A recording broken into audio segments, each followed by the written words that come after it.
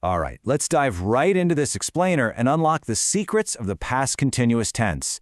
If you've been learning English for a bit, you've definitely bumped into this one. But today we're looking at it through a totally different lens. This isn't just about describing ancient history. No, this is literally the ultimate background hero of the English language. So here's our game plan for today. First, we'll meet this background hero. Then we'll break down exactly how to build it. After that, we're tackling interruptions and parallel actions, followed by setting the scene. And finally, we'll wrap up with how to use it for politeness and, complaining about annoying habits. All right, Section 1, meet the background hero, the foundation of past actions. Let's get right into it. So the absolutely crucial thing to grasp here is that this tense is your backdrop. It's the setting of your story. It's not some quick action that started and finished in a single second. Instead, it describes an action that started in the past, kept going for a while, and was actively happening right at a specific moment. Think about saying, at 8 p.m. last night, I was watching TV. All that means is your TV time started before 8, and you were sitting there right in the middle of your show exactly when the clock hit 8.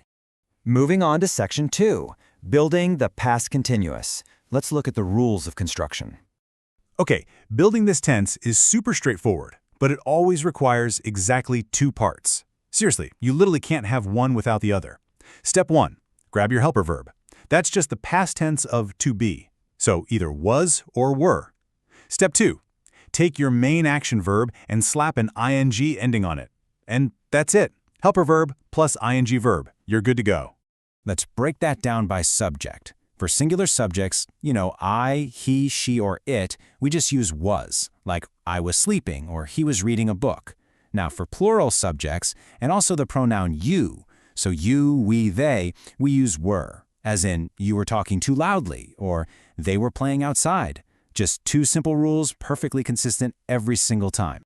But hey, we don't just walk around making simple statements, right? We argue, we ask questions. If you need to make a sentence negative, it's a breeze. Just drop a not right after your helper verb. I was not sleeping, which, let's be real, we usually just contract to I wasn't sleeping, or we weren't paying attention. Want to ask a yes or no question? Just grab the subject and the helper verb and swap them around. So he was studying flips into was he studying. They were driving becomes were they driving. It's incredibly modular. Up next, Section 3. Interruptions and parallel actions. This is where we add some drama and multitasking to the mix. Enter the interruption. Honestly, this is probably the most common and definitely the most useful way we use the past continuous in everyday conversation. We use it to show that a longer action, something that was just comfortably cruising along, was suddenly crashed into by a shorter, much more abrupt action. Picture a timeline in your head. Say at 7:45 p.m., you start taking a shower.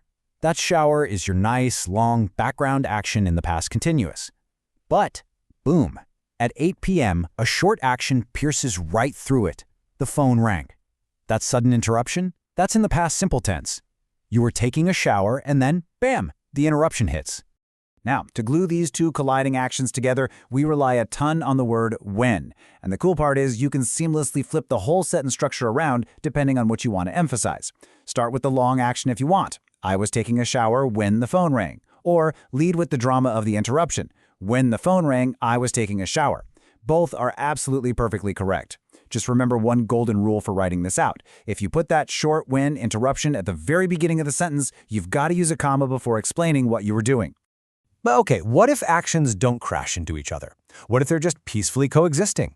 Well, instead of an interruption, we can swap in the word while to show two long parallel actions happening at the exact same time, totally ignoring each other. I was cooking dinner while my husband was watching TV. Or while they were studying, it was raining outside. It is literally the ultimate grammatical tool for multitasking. All right, Section 4, setting the scene.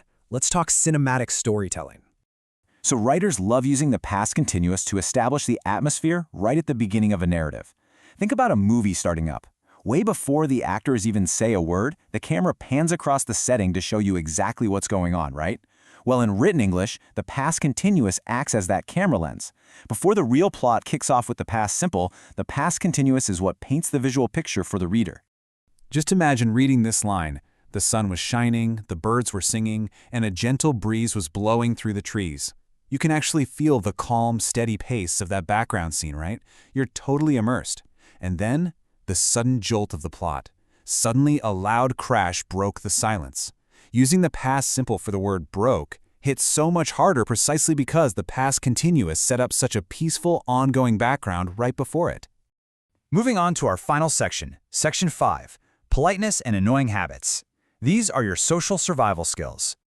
Okay, this is a brilliant little trick native speakers use all the time, often without even realizing they're doing it.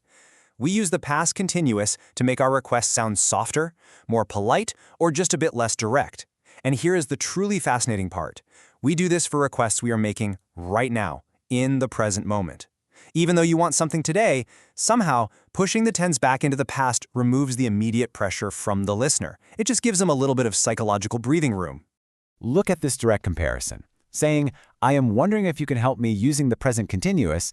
I mean, it's grammatically correct, sure, but it can feel a little blunt, maybe even slightly demanding. But if you simply shift it to the past continuous, I was wondering if you could help me. Wow. It instantly transforms into this gentle, polite, completely non-threatening inquiry. And we do the exact same thing when we're giving advice. I think you should apply for the job can come off a bit bossy, kind of like a command. Soften it with the past continuous, though. I was thinking you should apply for the job. Suddenly, you're just offering a gentle suggestion. It's just a thought that happened across your mind. It's a fantastic way to offer guidance without overstepping boundaries. But hey, grammar is all about balance, right? So on the exact flip side of politeness, you can also use this tense to just vent. If you combine the past continuous with words like always, constantly, or forever, it suddenly becomes a tool to complain about a highly repetitive, irritating habit from the past. Like, she was constantly complaining about the temperature in the office. That structure highlights that the action was ongoing and, crucially, that it drove you absolutely crazy. I mean, we've all had a frustrating experience just like this. When we were roommates, he was always borrowing my clothes without asking. That isn't just a statement of fact. The grammatical structure itself carries your frustration. So yeah, now you have the perfect weapon to formally complain about all those slightly annoying people from your past. So let's bring it all together. What started off as a simple beginner-level rule about adding ing endings has actually evolved into one of the most dynamic communication tools in the English language. The past continuous really is the ultimate background hero. It manages colliding timelines, it builds tension in your storytelling, and it even acts as a subtle psychological buffer for our social demands.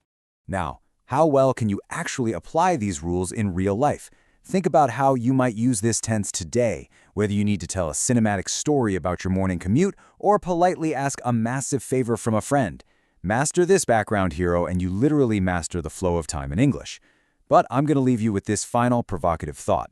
Who is the very first person you are going to use this psychological grammar trick on today? Thanks for hanging out with me on this explainer, and I'll see you next time.